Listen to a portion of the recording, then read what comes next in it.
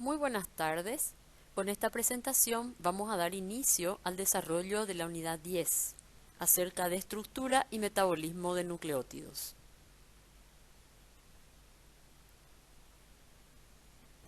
En esta primera presentación hablaremos acerca de la estructura y funciones de los nucleótidos. En la segunda presentación de esta unidad trataremos el tema del metabolismo de los nucleótidos purínicos, es decir, sus vías de síntesis y degradación, así como también los mecanismos regulatorios que operan sobre estas vías. Y en la tercera parte, en la tercera presentación de la unidad, se abordará el tema del metabolismo de los nucleótidos pirimidínicos, su síntesis y degradación, así como también acerca de la síntesis de los desoxirribonucleótidos.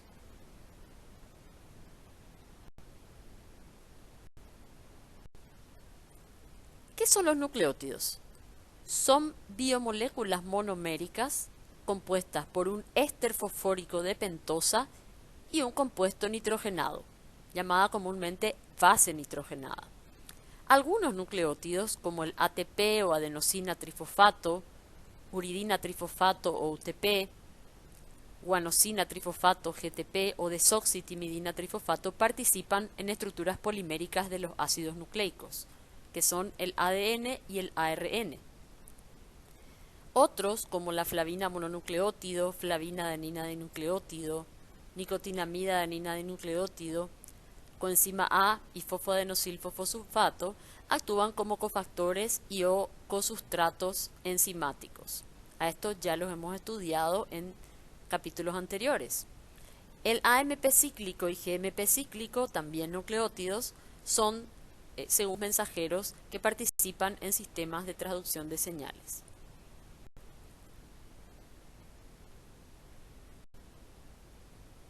Hablamos de nucleósidos cuando el nucleótido pierde su grupo fosfato, es decir, son biomoléculas monoméricas constituidas por un compuesto nitrogenado unido por enlace N-glicosídico a una pentosa. Es decir, es un nucleótido que carece del grupo fosfato.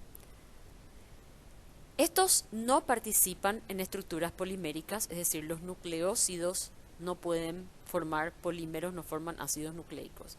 Excepcionalmente, la S-adenosilmetionina, SAM, actúa como cofactor enzimático metilante.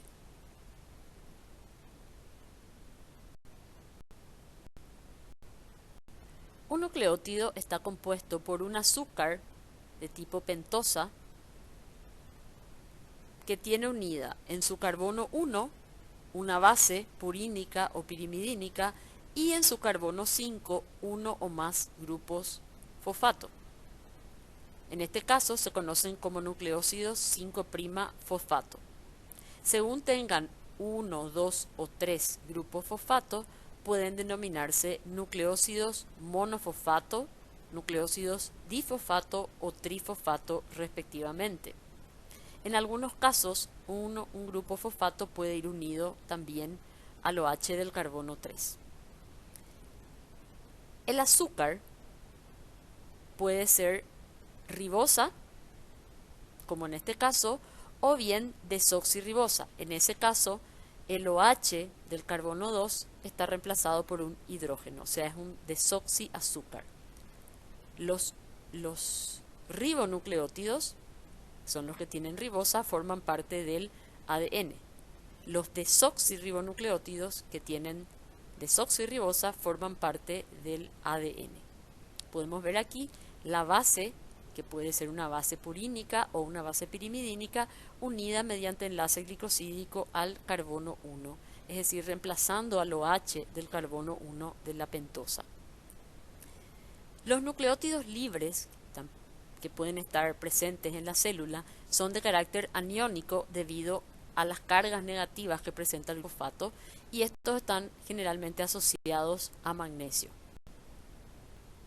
Las bases nitrogenadas son moléculas heterocíclicas, planas y aromáticas derivadas estructuralmente de las purinas y pirimidinas.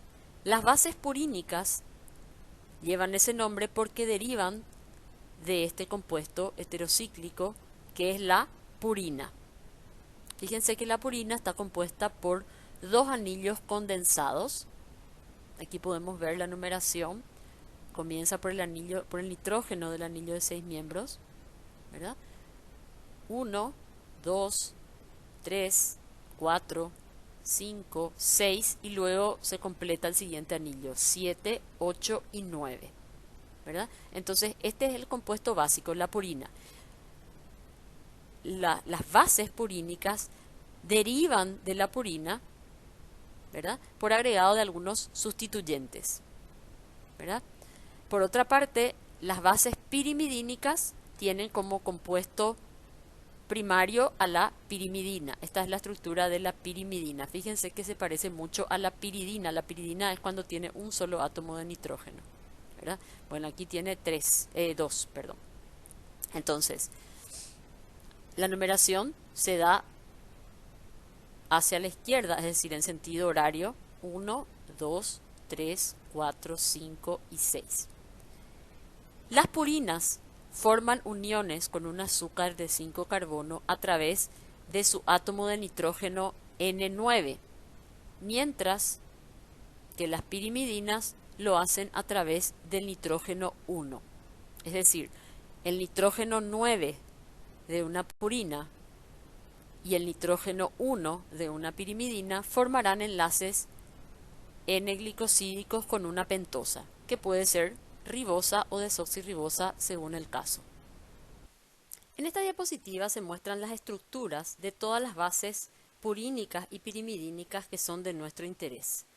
Del lado izquierdo tenemos las bases nitrogenadas que forman parte de los ácidos nucleicos, tanto del ADN como del ARN. En la parte de arriba tenemos a la adenina y la guanina, que son las dos bases purínicas que forman parte tanto del ADN como del ARN. Fíjense que ambas estructuras son derivados sustituidos de la purina, que es el compuesto base, ¿verdad? Si consideramos la numeración, la forma de numerar estos anillos, este es el nitrógeno 1, este carbono es 2, 3, 4, 5, 6, 7, 8 y 9. Recordemos que es por este nitrógeno, o sea, este es el nitrógeno que forma el enlace glicosídico. Entonces la adenina puede considerarse una 6 aminopurina, mientras que en el caso de la guanina sería 2 amino 6 oxopurina, ¿verdad? Entonces ambas bases purínicas son derivados sustituidos de la purina. En cuanto a las bases pirimidínicas tenemos tres: la citosina, la timina y el uracilo. Fíjense que las tres son derivados sustituidos del compuesto de base que es la pirimidina, ¿verdad? Entonces, la citosina tiene un grupo amino y un carbonilo, ¿verdad? Y la timina y el uracilo tienen en las mismas posiciones dos grupos carbonilo, es decir, son similares con la única diferencia de la presencia de este grupo metilo en la base timina. Bien, tanto la adenina como la guanina están presentes en el ADN y en el ARN, mientras que en el caso de las bases pirimidínicas, la citosina está presente en ambos ácidos nucleicos, mientras que la timina se encuentra solo en el DNA, formando parte de desoxirribonucleótidos, mientras que el uracilo está presente solamente en el RNA, es decir, solamente forma ribonucleótidos. En la parte superior derecha de la figura encontramos dos bases nitrogenadas purínicas que son la hipoxantina y la xantina. Ambas son también derivadas de la purina, y si nos fijamos podemos ver que la hipoxantina tiene una estructura análoga a la de la adenina, es decir, podemos, por desaminación de la adenina, se obtiene hipoxantina. Es decir, si sustituimos el grupo amino de la adenina por un carbonilo, tenemos hipoxantina. De la misma manera, Si sustituimos el grupo amino de la guanina por un carbonilo, obtenemos xantina. Entonces podemos considerar que la hipoxantina y la xantina son productos de la desaminación de la adenina y la guanina respectivamente. Estas dos bases nitrogenadas no están presentes en el DNA, constituyen intermediarios. En el caso de la hipoxantina es un intermediario tanto de la síntesis como de la degradación de los nucleótidos purínicos, mientras que la xantina es un derivado de la degradación de bases purínicas, previa a su conversión en ácido úrico. En esta diapositiva podemos observar todas las bases purínicas y pirimidínicas que son de nuestro interés. Del lado izquierdo tenemos a las bases purínicas y pirimidínicas que forman parte de los ácidos nucleicos.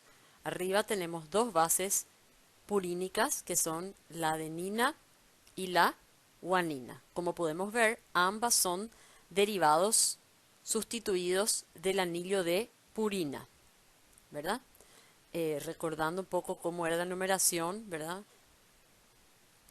1, 2, 3, 4, 5, 6, 7, 8. Estas son las estructuras de los 4 nucleótidos que están presentes en la molécula de RNA. Es decir, estos son ribonucleótidos. Y son ribonucleótidos porque tienen como parte de su estructura al azúcar ribosa, ¿verdad? Entonces, entre ellos tenemos a la adenosina 5-monofosfato o adenilato, ¿verdad? Conocido también como AMP. Entonces las siglas AMP significan adenosina 5-monofosfato. Fíjense que está constituido por la base adenina, que habíamos visto que es 6-aminopurina, unida mediante su nitrógeno 9 al carbono 1 de la ribosa. A su vez, esta ribosa tiene unida a su carbono 5 un grupo fosfato. Entonces, adenosina 5'-monofosfato o adenilato. El nombre del nucleósido correspondiente es adenosina. Adenosina hace alusión a la unión entre la base adenina y la ribosa. Si no tuviera fosfato sería adenosina. Al tener fosfato es adenosina 5-monofosfato o adenilato. Análogamente aquí abajo tenemos la estructura de la otra base purínica que es la guanosina 5-monofosfato o guanilato, más conocida con las siglas GMP. Entonces GMP significa guanosina monofosfato, ¿verdad? Entonces tenemos aquí la base guanina unida mediante enlace N-glicosídico al carbono 1 de una ribosa, la cual tiene también unido un grupo fosfato, ¿verdad? Entonces GMP o guanosina monofosfato. Si en lugar de tener un grupo fosfato tiene 2 o 3, tenemos entonces AMP, ADP y ATP respectivamente, ¿verdad? En el caso de la guanosina monofosfato, si tiene 2 fosfatos es GDP y si tiene 3 es GTP. En cuanto a los nucleótidos pirimidínicos, tenemos entonces a la citidina 5-monofosfato o citidilato, cuya base nitrogenada pirimidínica es la citosina, ¿verdad? Y al uridilato, que análogamente tiene la base uracilo. El uridilato se conoce también con el nombre uridina 5-monofosfato. Los nucleósidos correspondientes son citidina y uridina respectivamente. Las siglas con las cuales se denotan a estos nucleótidos son CMP en el caso de la citidina monofosfato y UMP en el caso de la uridina monofosfato. Sé que estos nombres corresponden a los aniones de esta sustancia. Estas sustancias se encuentran a pH fisiológico en forma de aniones, como adenilato. Ahora, este adenilato deriva del ácido adenílico. En realidad, esta estructura corresponde propiamente al ácido adenílico, porque no se muestran los grupos fosfato ionizados. Entonces, ácido adenílico, pero sabemos que a pH fisiológico se encuentra en forma de anión fosfato, por tanto es adenilato. Análogamente, en el caso del guanilato es ácido, en el caso del citidilato, ácido citidílico y ácido uridílico respectivamente. Dos nucleótidos purínicos forman parte del DNA y dos nucleótidos pirimidínicos. Fíjense que estos son desoxirribonucleótidos, porque en este caso el azúcar es un desoxiazúcar, que es la desoxirribosa. Fíjense que le falta el OH en el carbono 2. Esos son desoxiazúcares. Acuérdense que la desoxirribosa es un producto de la reducción de la ribosa. Bien, entonces estos son los que forman parte del ADN. Entonces tenemos en primer lugar la desoxiadenosina 5-monofosfato, ¿verdad? O desoxiadenilato, cuyas siglas son DAMP, o sea, desoxiAMP, ¿verdad? Entonces, es idéntico al AMP con la única diferencia que en lugar de ribosa tiene desoxirribosa porque le falta este OH aquí, entonces se antepone la letra D minúscula. Al nucleócido, que sería esta misma estructura sin el fosfato, le llamamos desoxiadenosina.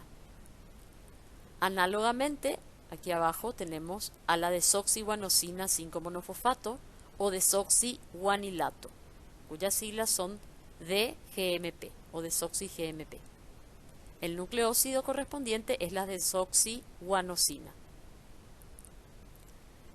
En el caso de los nucleótidos pirimidínicos tenemos al desoxicitidilato o desoxicitidina 5-monofosfato, ¿verdad? Cuyas siglas son DCMP, y al desoxitimidilato o desoxitimidina 5-monofosfato, DTMP, desoxitimidina monofosfato. Fíjense que en el caso de los desoxirribonucleótidos DAMP, DGMP y DCMP son análogos a los correspondientes ribonucleótidos del RNA. O sea, el RNA tiene AMP y el DNA desoxiAMP. El RNA tiene GMP y el DNA desoxi-GMP. El RNA tiene CMP y el DNA tiene desoxi-CMP. Sin embargo, esta base nitrogenada, que es la timina, no está presente en el RNA. Entonces, en el lugar donde el ARN tiene UMP, o uridina monofosfato, el ADN tiene desoxitimidina monofosfato. Es decir, la timina le reemplaza al uracilo. Recordarán ustedes que el uracilo es casi idéntico a la timina, solo que no tiene este grupo metilo, ¿sí? Entonces es importante comprender bien, en primer lugar, identificar los elementos que constituyen a un nucleótido, ¿verdad? La base nitrogenada, el azúcar y el fosfato, en qué posiciones están unidos, cuáles son los tipos de bases, ¿verdad? Que pueden ser purínicas o pirimidínicas, a su vez, cuáles son las bases que están presentes en el DNA, en el RNA, ¿verdad? Y recordar que los ribonucleótidos son los que están presentes en el ARN y tienen ribosa como pentosa, como azúcar, mientras que en el DNA lo que tenemos, el azúcar, es una desoxirribosa.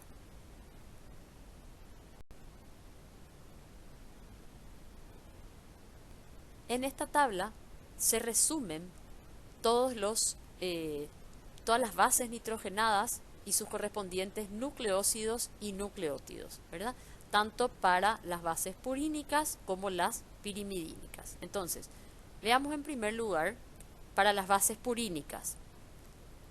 Fíjense que estas que están en negro corresponden a las bases purínicas que encontramos en los ácidos nucleicos, tanto en el ADN como en el ARN, ¿verdad? Y entre las bases pirimidínicas también están en negro estas tres bases pirimidínicas que son las que encontramos en los ácidos nucleicos. Estas dos bases que están en azul, hiposantina y santina, son bases nitrogenadas que no forman parte de los ácidos nucleicos, justamente por eso están en otro color, ¿verdad? Para no confundir, son solamente intermediarios, ya sean la síntesis o degradación de nucleótidos. Entonces, en el caso de la adenina, cuya estructura es la que se muestra aquí, ¿verdad? Su nucleósido correspondiente es la adenosina, ¿verdad? O desoxiadenosina, según esté unido a ribosa o desoxirribosa. Los correspondientes nucleótidos son adenilato o AMP y desoxiadenilato o DAMP, ¿verdad? Entonces, el adenilato está presente o forma parte del ARN y el desoxiadenilato forma parte del ADN. Además, el nucleótido AMP forma parte de cofactores como el NAD o nicotinamida adenina dinucleótido y el NAD-fosfato, el FAT, el SAM, que lo tiene como nucleósido, y la coenzima A. Es decir, entonces la adenina como base y sus nucleótidos correspondientes forman parte no solamente de la estructura polimérica de los ácidos nucleicos, sino también de algunos cofactores. Por otra parte, la otra base purínica que está presente en los ácidos nucleicos es la guanina, ¿verdad? Los nucleósidos correspondientes son guanosina y desoxiguanosina cuando la guanina va unida a la ribosa o desoxirribosa respectivamente. Y los nucleótidos correspondientes son guanilato, ¿verdad? Si hablamos del ribonucleótido, o GMP, y desoxiguanilato o DGMP, ¿verdad? El guanilato o GMP está presente en el ARN y el desoxiguanilato en el ADN. Estos nucleótidos, este guanilato, además de formar parte de los ácidos nucleicos, está presente también o actúa como segundo mensajero en sistemas de traducción de señales. Como ejemplo tenemos el GMP cíclico. Además, el GTP también participa en los procesos de traducción de señales como parte de los sistemas activadores mediados por proteína G. Entre las bases puríricas tenemos a estas dos, que son la hipoxantina y la xantina, ¿verdad? Que como decíamos son bases que no están presentes en los ácidos nucleicos, ¿verdad? Pero también forman nucleósidos y nucleótidos. En el caso de la hipoxantina, el nucleósido que le corresponde es la inosina y el nucleótido es el inosinato, ¿verdad? Como decíamos, no está presente en los ácidos nucleicos, es un intermediario en la síntesis y degradación de nucleótidos purínicos. El caso de la xantina, que es una base oxidada, ¿verdad? El nucleósido correspondiente es xantosina y el nucleótido xantilato. También es un intermediario metabólico. Las pirimidinas son citosina, timina y uracilo. Los nucleósidos correspondientes son citidina y desoxicitidina, según que la citosina vaya unida a la ribosa o desoxirribosa, ¿verdad? Y sus correspondientes nucleótidos son el citidilato o CMP y desoxicitidilato o DCMP. El citidilato forma parte del ARN y el desoxicitidilato del ADN. En el caso de la timina, el nucleósido correspondiente es desoxitimidina y el nucleótido timidilato o DTM. Fíjense que en el caso de la timina solamente tenemos un desoxirribonucleósido y un desoxirribonucleótido, puesto que no vamos a encontrar timina unida a la ribosa, solamente a la desoxirribosa. Es por eso que esto solamente forma parte del ADN. En el caso del uracilo, aquí podemos ver la estructura del uracilo. Recordemos que es muy similar a la de la timina, solamente le falta el grupo metilo. El nucleósido correspondiente es la uridina y el nucleótido el uridilato. Sé que en el caso del uracilo solamente forma parte de un ribonucleótido, no de un desoxirribonucleótido, porque no vamos a encontrar nunca uridina, o sea, uracilo, unido a desoxirribosa, solamente la ribosa. Es por eso que la base uracil está presente en el ARN.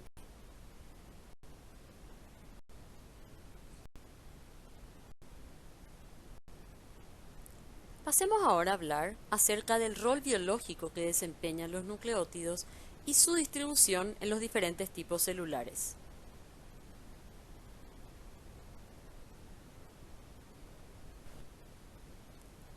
Los nucleótidos, a diferencia de los hidratos de carbono, las grasas y los aminoácidos, no representan una fuente importante de energía metabólica, es decir, no degradamos nucleótidos para obtener energía. Son sintetizados en casi todas las células y esto se explica un poco por la gran diversidad de funciones que desempeñan los nucleótidos. Tradicionalmente recordamos a los nucleótidos como componentes monoméricos de los ácidos nucleicos, del ADN y el ARN, ¿verdad? Y a lo sumo le identificamos al ATP como nucleótido que participa en reacciones de transferencia de energía, ¿verdad? Como molécula rica en energía. Pero en realidad las funciones de los nucleótidos son muy diversas y justamente eso es lo que vamos a revisar ahora. Desempeñan muchas otras funciones. Ahora, ¿cuáles son estas funciones?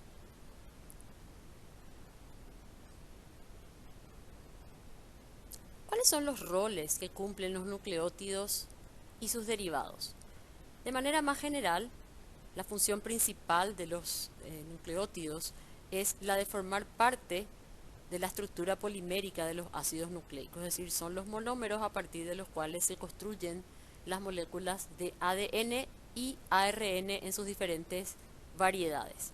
Además, también son mediadores energéticos, es decir, participan como moléculas ricas en energía, ¿verdad?, en reacciones endergónicas, es decir, la hidrólisis de estos nucleótidos se acopla con reacciones endergónicas para dar un proceso global exergónico.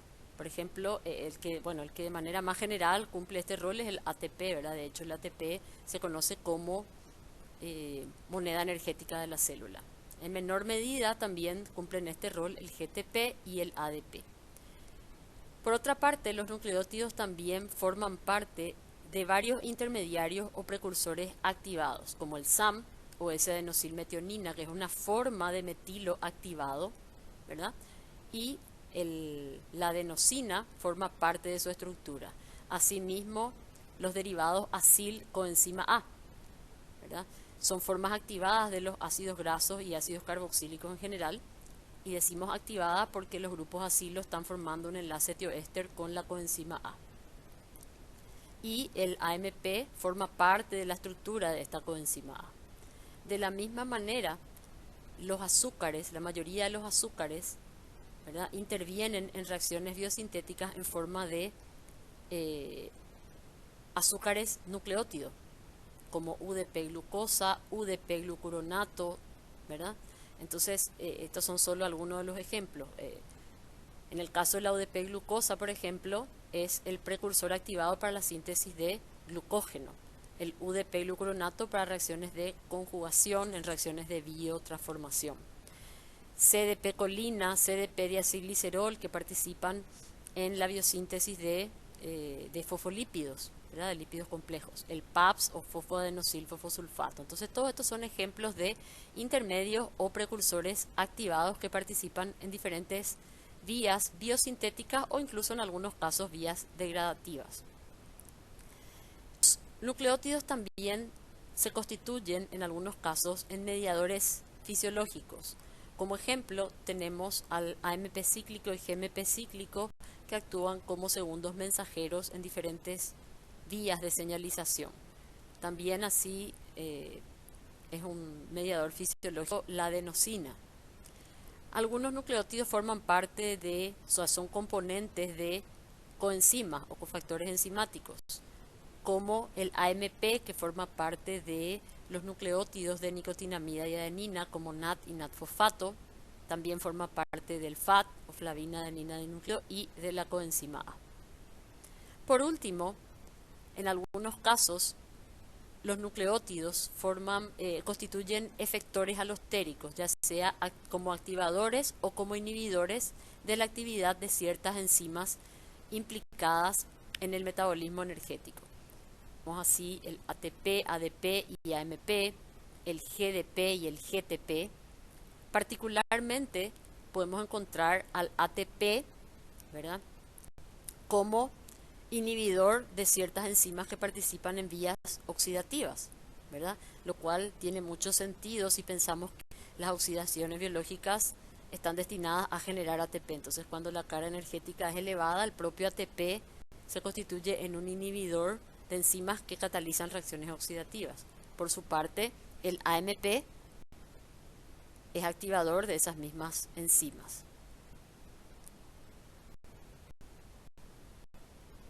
En esta figura se puede observar el rol de los nucleótidos como monómeros de los ácidos nucleicos. Particularmente en este caso se ilustra a los nucleótidos que forman parte de la estructura de la doble hebra de ADN, ¿verdad? Como sabemos, las dos hebras de una molécula de ADN corren en sentido antiparalelo, ¿verdad?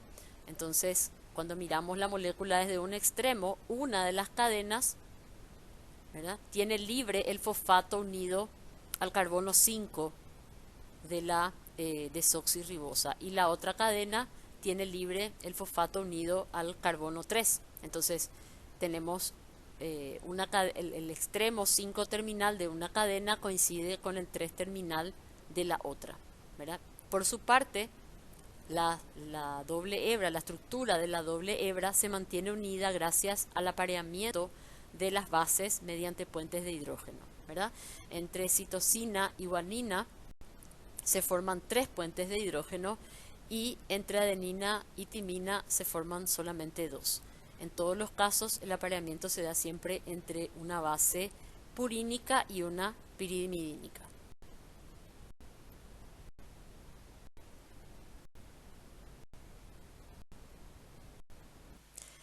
Una de las funciones más conocidas de los nucleótidos es su participación en el metabolismo energético. El nucleótido más ampliamente involucrado en este rol es el ATP. No en balde, el ATP es conocido como moneda energética de la célula. Sabemos que el ATP puede obtenerse mediante 2 mecanismos generales, que son la fosforilación oxidativa, que consiste en obtener ATP a partir de la energía liberada por la oxidación de los combustibles biológicos, y otro mecanismo que es la fosforilación a nivel de sustrato, en la cual podemos obtener ATP por hidrólisis de moléculas ricas en energía. El ATP obtenido de estas maneras, ¿verdad?, puede utilizarse con diferentes finalidades, pero básicamente se emplea en procesos endergónicos, es decir, se emplea para impulsar procesos que demandan energía. Entre estos tenemos las reacciones de biosíntesis o síntesis de biomoléculas, ¿verdad?, síntesis de las grasas, de los ácidos nucleicos, de las proteínas, ¿verdad? O sea, en general, reacciones biosintéticas. También en la cocción muscular es dependiente de ATP, transporte activo y mantenimiento de gradientes iónicos, regulación de la actividad enzimática, ¿verdad? Por ejemplo, en ciclos de fosforilación y desfosforilación, ¿verdad? La fosforilación implica hidrólisis de ATP, entonces es un proceso que consume energía. Y finalmente también se utiliza ATP como donante de fosfatos para otros nucleótidos, por ejemplo, para la ribosa fosfato, el AMP y adenosilo.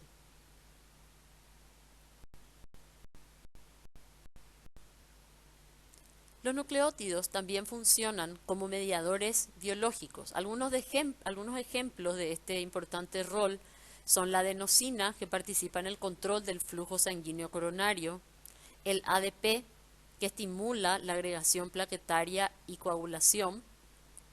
Podemos ver aquí en esta figura, se ilustra como la liberación de ADP por parte de las plaquetas que se activan en el sitio de una lesión vascular genera la activación de más plaquetas y su consecuente agregación para formar un tapón plaquetario, ¿verdad? Entonces el ATP funciona como un mediador biológico, como una molécula de señalización, ¿verdad? Que estimula la activación de otras plaquetas y su agregación. El AMP cíclico y GMP cíclico, que actúan como segundos mensajeros de ciertas vías de señalización. Por ejemplo, sabemos que el AMP cíclico está implicado en la vía de la adenilato ciclasa, que participa, por ejemplo, en la activación de la glucogenólisis mediada por glucagón y adrenalina, ¿verdad? Y como ese, muchos otros ejemplos.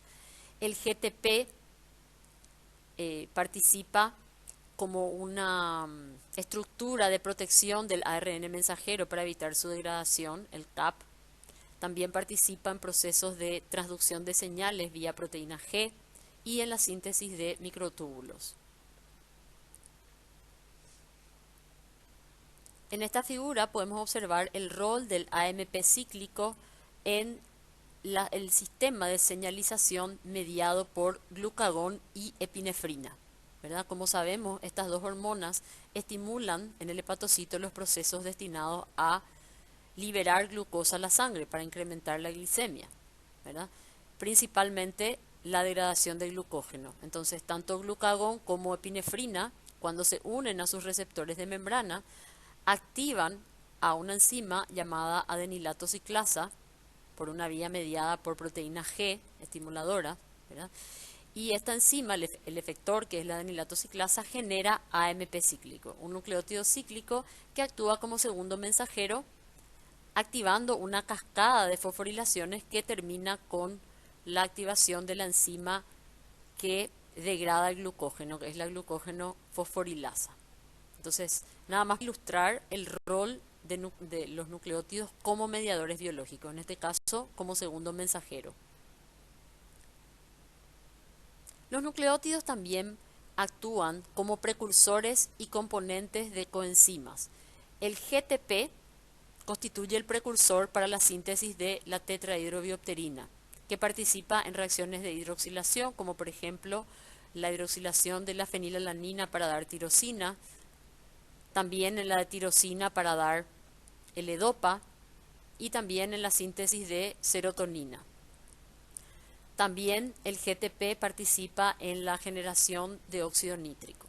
Por su parte, el AMP es el que, digamos, se encuentra más ampliamente extendido en esta función de ser parte de precursores de coenzimas, ¿verdad?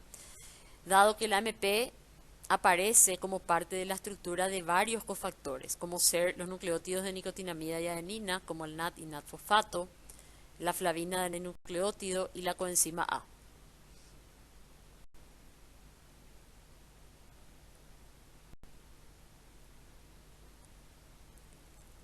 Los nucleótidos también aparecen como parte de precursores o intermediarios activados.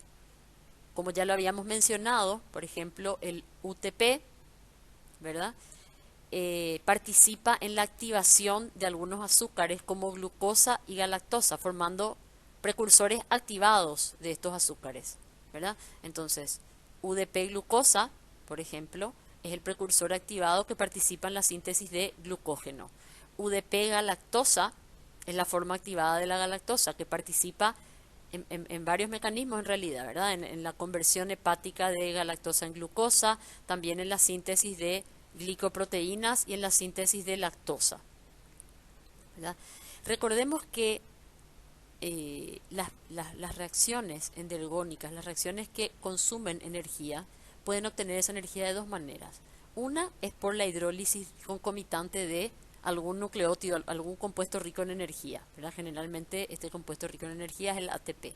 En otros casos no participa el ATP en forma directa, pero sí la reacción se da a partir de precursores activados. A su vez, la activación de estos precursores se da con gasto de algún compuesto rico en energía, como por ejemplo el ATP o el UTP, como sería en este caso, ¿verdad? Entonces, la síntesis de glucógeno, la conversión de galactosa en glucosa, no consumen ATP directamente, pero sí se consume UTP para activar la glucosa y la galactosa respectivamente. Lo mismo en el caso del GTP, ¿verdad? Que está implicado en la activación de manosa y fucosa para la síntesis de glicoproteínas. Entonces estos azúcares se incorporan o participan de esta reacción en forma de sus precursores activados, GDP manosa y GDP fucosa.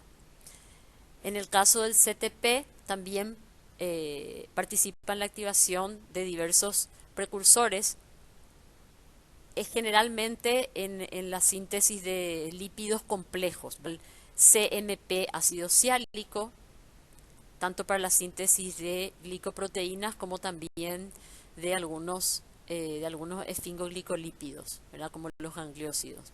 CDP-colina, CDP-etanolamina y CDP-diacilglicerol que participan en las vías de fosfolípidos.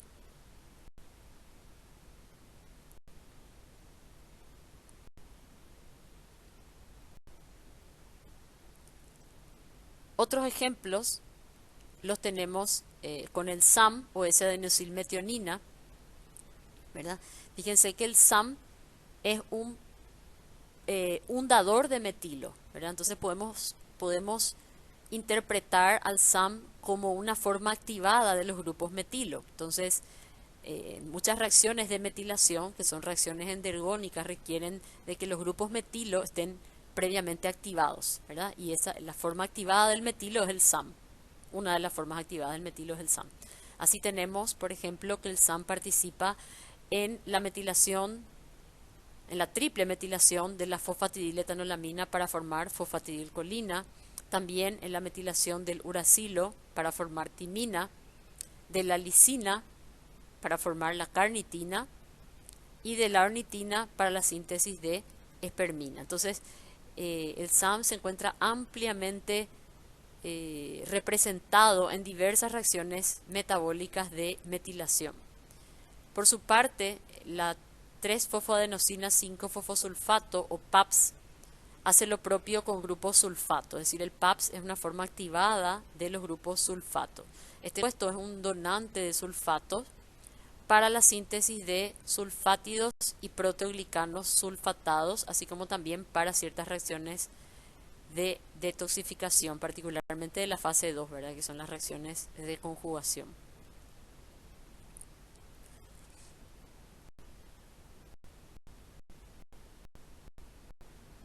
¿En qué proporción se encuentran los nucleótidos dentro de las células y cómo están distribuidos? Bien, en primer lugar tenemos que decir que los nucleótidos están presentes en todas las células. Se encuentran principalmente formando parte de los ácidos nucleicos, del ADN o del ARN. Puede ser ARN mensajero, ARN de transferencia, ¿verdad? O ARN ribosómico. Y también en pequeñas cantidades como nucleótidos libres. En este caso están principalmente como 5' nucleótidos, es decir, nucleósidos 5-fosfato, ¿verdad? Entre los nucleótidos libres, el ATP es el que se encuentra en mayores concentraciones, dado que, como hemos visto, desempeña múltiples funciones, ya sea como molécula rica en energía, ¿verdad? Para impulsar reacciones endergónicas, como también formando parte de cofactores, como efector alostérico, etc. ¿verdad? Entonces, entre los nucleótidos libres es el que se encuentra en mayor proporción. Como ya habíamos mencionado también, los nucleótidos libres se encuentran como aniones, es decir, tienen carga negativa y por tanto generalmente se encuentran unidos a magnesio. Cuando hablamos de proporciones, los nucleótidos son los menos abundantes entre los 4 tipos de biomoléculas. Constituyen entre el 1 a 1,5% de la masa total de células eucariotes, ¿verdad? Y entre 7 a 8% de los procariotes. Los procariotes en proporción tienen mucho mayor masa de ácidos nucleicos. La distribución, no obstante, varía según el tipo celular, es decir, no es homogénea, ¿verdad? Los diferentes tipos celulares tienen diferente proporción de ácidos nucleicos. También la distribución depende de la carga energética celular y de la fase del ciclo celular en la que ¿cómo se distribuyen los nucleótidos en las células y en qué proporción se encuentran? Bueno, en primer lugar hay que decir que los nucleótidos están presentes en todas las células. Se encuentran principalmente como parte de los ácidos nucleicos ADN y ARN, pero también pequeñas cantidades como nucleótidos libres, en general como 5' nucleótidos, es decir, nucleótidos 5-fosfato, ¿verdad? Entre los nucleótidos libres, el ATP es el que se encuentra en mayores concentraciones, lo cual puede explicarse por la gran diversidad de funciones que este nucleótido desempeña. Recordemos que los nucleótidos libres se encuentran en forma de aniones, es decir, están cargados negativamente, ¿verdad? Y unidos a iones magnesio. Cuando decimos que están presentes en todas las células, nos referimos en general a los nucleótidos, ¿verdad? Ácidos nucleicos como tal también están en todas las células, excepto los eritrocitos, en el caso de los mamíferos, ¿verdad? Los eritrocitos no tienen núcleo, entonces, por ende, tampoco los eritrocitos maduros tampoco tienen restos de ARN, pero sí tienen ATP, por tanto, aunque no tengan ácidos nucleicos, tienen nucleótidos libres, principalmente ATP, ¿verdad? O si no, no podría llevar a cabo las funciones que realiza. Los eritrocitos inmaduros, los reticulocitos, justamente reciben ese nombre porque tienen restos de ARN que quedan una vez que los eritrocitos han perdido el núcleo. Bien, ¿en qué proporción se encuentran los nucleótidos dentro de los diferentes tipos celulares? Hay que decir que los nucleótidos son los menos abundantes entre todas las biomoléculas, ¿verdad? Constituyen solamente entre el 1 y 1,5% de la masa total de células eucariotes y entre 7 y 8% de las procariotes. Estos porcentajes ya incluyen tanto a los nucleótidos que están formando parte de los ácidos nucleicos como los que se encuentran libres. Si bien estas proporciones son generales, ¿verdad? Entonces para células eucariotes podemos decir que la cantidad total de nucleótidos es muy pequeña, ¿verdad? Entre 1 a 1,5%, pero esta proporción también varía según el tipo celular, según la carga energética de la célula y la fase del ciclo celular en la que esta célula se encuentra. Entonces, ¿cómo varía la distribución de nucleótidos según el tipo celular? Por ejemplo, en los eritrocitos predominan los nucleótidos de adenina. Ya hemos mencionado que los eritrocitos no tienen ácidos nucleicos como tales. Lo que tienen es grandes cantidades de ATP y también NADH y NADPH. Por eso predominan los nucleótidos de adenina. En el hígado tenemos el espectro completo de nucleótidos, incluyendo, además de lo que están formando parte de los ácidos nucleicos, también aquellos que están presentes como cofactores o intermediarios activados. Entonces tenemos NAD, NAD-fosfato, FAD, coenzima A, precursores activados como UDP-glucosa, ácido UDP-glucurónico, etc. Es decir, en el hígado tenemos la más amplia variedad de nucleótidos en todas sus formas. En células bien oxigenadas predominan los nucleósidos trifosfato, mientras que en células hipóxicas predominan los nucleósidos mono y difosfato, ¿verdad? Esto tiene que ver también con la carga energética de la célula, ¿verdad? Las células bien oxigenadas tendrán una carga energética elevada, por tanto predominarán los nucleósidos trifosfato, como el ATP, mientras que las células hipóxicas tendrán una baja carga energética, con lo cual habrá mayor proporción de nucleósidos mono y difosfato.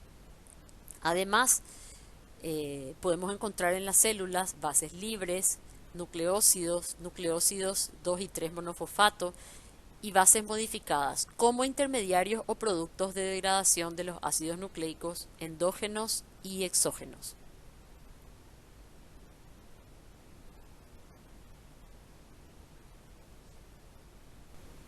Además del tipo celular, la distribución de los nucleótidos varía según la etapa del ciclo celular en la que determinada célula se encuentra. Por ejemplo, en células que están en metafase hay mayor proporción de ribonucleótidos que de 2-desoxirribonucleótidos, ¿verdad? Sin embargo, previa a una división celular, aumenta la proporción de 2-desoxirribonucleótidos. Obviamente porque estos son los precursores para la síntesis del DNA. Entonces, previa a una división celular, debe haber mayor replicación. Entonces, cuando la célula está previa a dividirse, debe haber replicación celular, por tanto, aumenta la proporción de desoxirribonucleótidos. Mientras que cuando la célula está en metafase, predomina la síntesis de proteínas, por tanto, hay mayor número de nucleótidos de ARN. Entonces, por eso que predominan los ribonucleótidos.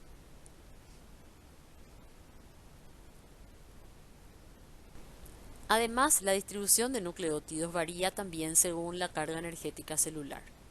Por lo general, podemos decir que en todas las células la cantidad total de nucleótidos de adenina es constante, es decir, la suma de ATP más ADP más AMP es constante.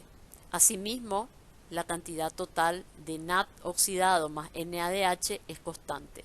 Sin embargo, la proporción entre estas diferentes formas varía según la carga energética celular. La constancia en la concentración total de nucleótidos de adenina constituye un reflejo de los estrictos controles en la síntesis y degradación de los mismos. Es decir, por ejemplo, la concentración total de ATP más ADP más AMP en una célula es constante. Sin embargo, la proporción entre estas diferentes formas variará según la carga energética celular en un momento determinado. Por ejemplo, si la célula está bien oxigenada y está la carga energética es elevada, ¿verdad? Entonces habrá mayor proporción de ATP y menor de ADP y AMP.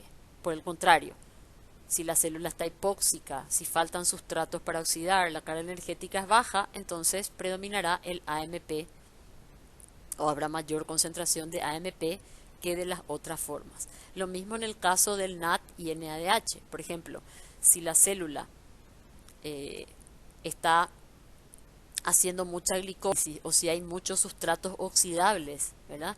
Habrá elevada concentración de NADH, ¿verdad? Y menor de NAD. En otras situaciones podría darse el proceso, la situación inversa, ¿verdad? Que haya mayor cantidad de NAD oxidado y menor de NADH, pero la suma de ambas se mantiene siempre constante, ¿verdad? ¿Y cómo es esto posible? Bueno, es esa constancia que hay en la concentración total de los diferentes nucleótidos pone en evidencia, ¿verdad? Digamos, la gran precisión, ¿verdad?, que tienen los mecanismos regulatorios de la síntesis y degradación de los nucleótidos, ¿verdad? Entonces estos están estrechamente regulados de manera tal a mantener constantes las concentraciones de los mismos.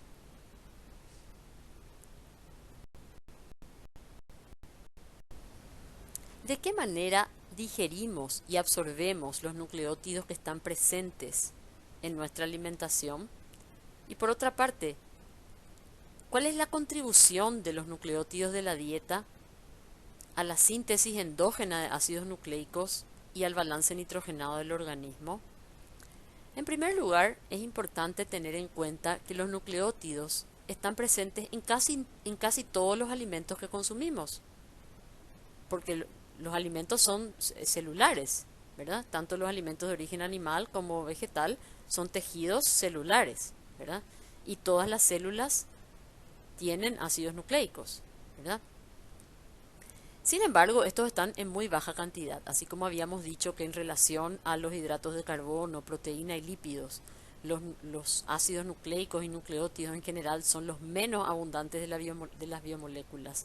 En nuestras células y tejidos ocurre lo propio con los tejidos animales y vegetales que constituyen nuestros alimentos, ¿verdad? Entonces, están en baja cantidad dentro de la dieta. Ahora, ¿de qué manera se digieren y se absorben? En primer lugar, estos son degradados en el intestino por acción de diferentes tipos de enzimas pancreáticas e intestinales, como endonucleasas de tipo ribonucleasas y desoxirribonucleasas. También actúan fosfatasas y nucleosidasas, ¿verdad? Entonces, a lo largo del proceso de digestión, ¿verdad? Se van liberando primero nucleótidos libres, luego nucleósidos y bases nitrogenadas. Las bases nitrogenadas pueden absorberse como tales y pasar la circulación portal, o bien pueden convertirse en ácido úrico en el enterocito y absorberse de esa forma, es decir, ya se absorbe en forma de ácido úrico y se elimina por los riñones. O bien parte de las bases nitrogenadas producidas durante la digestión quedan en la luz del intestino y son degradadas por las bacterias intestinales y eliminadas con la materia fecal. Es importante destacar que los nucleótidos de la dieta no aportan al balance nitrogenado y tampoco son utilizados para la síntesis de ácidos nucleicos en los tejidos. Es decir, no los nucleótidos, los ácidos nucleicos de la dieta no constituyen un aporte nutricional importante, ¿verdad? Fíjense que en primer lugar están en baja cantidad. Además, no se absorben totalmente, parte ya se degrada y se elimina con la materia fecal, y de la parte que se absorbe no contribuyen a la síntesis de ácidos nucleicos, ¿verdad? En su mayor parte se degradan bueno, dando ácido úrico u otros componentes y son eliminados. Y además es importante tener en cuenta que los nucleótidos ya no pueden degradarse en otros componentes, en moléculas oxidables. O sea, yo no puedo a partir de los nucleótidos obtener moléculas que pueda después oxidar para obtener energía. Es decir, no producimos energía a partir de los nucleótidos, básicamente, ¿verdad? Tal vez pequeñas partes que se puedan aprovechar, pero es mínimo, ¿verdad? Entonces, en general, no contribuyen a la producción de energía, tampoco pueden convertirse en aminoácidos, si bien las bases nitrogenadas se sintetizan a partir de aminoácidos. Estas mismas bases y los nucleótidos de los que forman parte no pueden, al degradarse, generar nuevamente estos aminoácidos. Es decir, los nucleótidos ya no pueden degradarse en otros componentes utilizables. O se usan para la síntesis de ácidos nucleicos u cofactores, o bien se degradan y se eliminan. Entonces, realmente no aportan mucho en cuanto a valor nutricional se refiere. Una excepción a esto son los nucleótidos que están presentes en la leche materna. Se han realizado diversos estudios donde se ha encontrado que estos pueden resultar beneficiosos para el lactante por varios motivos, ¿verdad?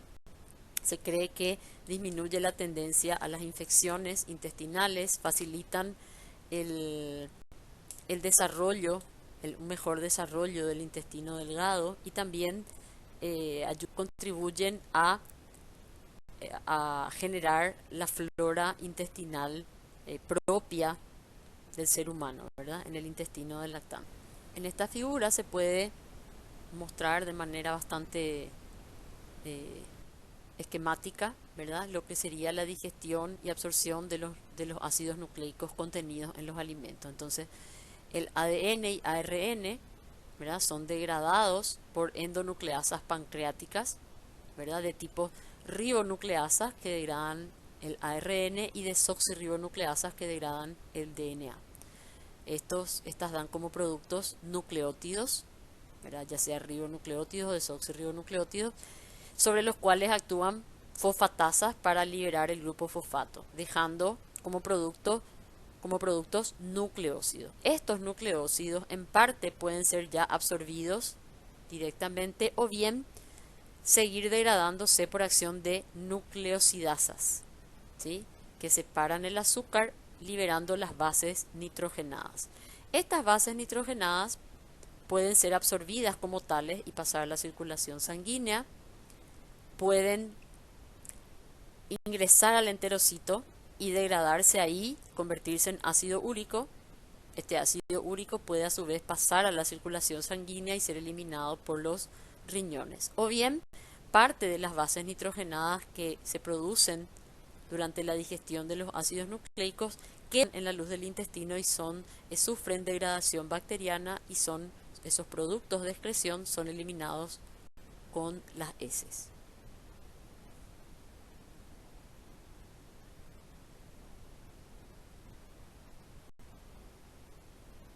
Este diagrama ilustra de manera global y bastante simplificada el metabolismo de los nucleótidos y ácidos nucleicos con con las diferentes vías metabólicas y procesos implicados, ¿verdad? En la parte de arriba de la figura podemos visualizar lo que sería la síntesis de los ácidos nucleicos, ¿verdad? A partir de sus precursores nucleósidos trifosfato, ¿verdad? Por polimerización mediante enlaces fosfodiéster. Esto de manera global, ¿verdad? Tanto para el ADN como para el ARN. En el caso del ARN, incluiría al ATP, GTP, CTP y UTP, uridina trifosfato. En el caso del ADN, incluiría al desoxi-ATP, desoxi-GTP, desoxi-CTP y desoxi-TTP, o sea, desoxitimidina trifosfato. Estos serían los precursores para la síntesis por acción de las ADN y ARN polimerasas. Del lado izquierdo se representa lo que sería la degradación de los ácidos nucleicos por acción de endonucleasas que liberan oligonucleótidos y la degradación de estos en nucleótidos libres, nucleótidos monofosfato, por acción de fosfodiesterasas que rompen los enlaces fosfodiéster. Entonces toda esta parte superior de la figura representa lo que sería el metabolismo de los ácidos nucleicos en sí. Este aspecto no lo vamos a abordar con detalle en este curso, dado que corresponde a un contenido de la asignatura biología. Vamos a concentrarnos nosotros en la parte de abajo de esta figura, que es el metabolismo de los nucleótidos. Entonces, podemos observar aquí lo que sería el metabolismo de los nucleótidos, ¿verdad? Las flechas rojas indican los procesos de biosíntesis. Entonces, la biosíntesis de los nucleótidos monofosfato a partir de las bases nitrogenadas, ¿verdad? Las bases nitrogenadas por reacción con el fosforibosilpirofosfato, que es lo que se conoce como mecanismo de reciclaje o recuperación de las bases, ¿verdad? O bien el mecanismo de síntesis de novo, ¿verdad? Que consiste en la síntesis completa desde el principio o de cero, como solemos decir, ¿verdad? De los anillos purínicos y pirimidínicos a partir de precursores aminoácidos y otros, y del fosforibosil pirofosfato como fuente de ribosa fosfato. Entonces esta flecha estaría representando el otro mecanismo de síntesis, que es la vía de síntesis de novo. Por otra parte, también las bases nitrogenadas pueden convertirse en nucleósidos y estos a su vez por fosforilación en nucleótidos monofosfato. Por otra parte, las flechas en azul representan a los mecanismos de degradación, ¿verdad? De los nucleótidos monofosfato en bases nitrogenadas libres, ¿verdad? Esto puede darse por más de una vía, ¿verdad?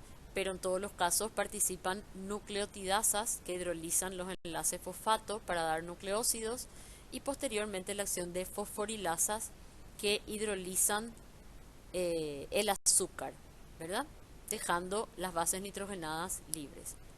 Posteriormente, estas bases nitrogenadas pueden sufrir diferentes mecanismos de degradación, ¿verdad? Estos son similares, o sea, tienen una vía en común para las bases purínicas, dando como producto final ácido úrico. Y en el caso de las bases pirimidínicas se trata de otra vía, participan enzimas diferentes para dar como productos finales o intermedios beta-uredio-propionatos, ¿verdad? Que finalmente terminan degradándose en urea y dióxido de carbono. Entonces, a lo largo de las dos presentaciones que veremos a continuación, vamos a abordar todos estos mecanismos, ¿verdad? Que están resumidos en la parte de abajo de la figura, ¿verdad? Y que incluyen la síntesis y degradación de los nucleótidos purínicos y pirimidínicos. Con esto damos por finalizada la primera parte de nuestro estudio sobre la estructura y el metabolismo de los nucleótidos. Muchas gracias por su atención.